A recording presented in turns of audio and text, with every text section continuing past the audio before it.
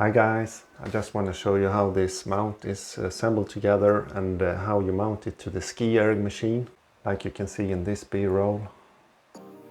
So it consists of an inner part that is directly mounted to the machine, and to this you place this second part together like this. Then you slide over the orange adjustable clip, orange here in my version,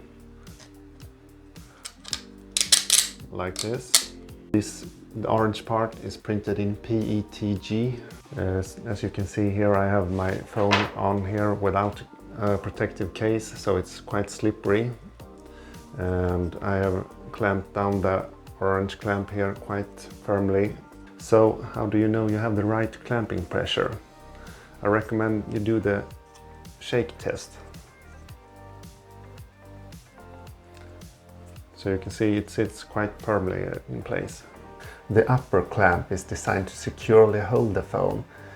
It should have a setting that ensures a tight fit, depending on whether you have the phone in a case or not, and also depending on the type of material the case has. You may need to adjust the clamp with different pressure against the phone.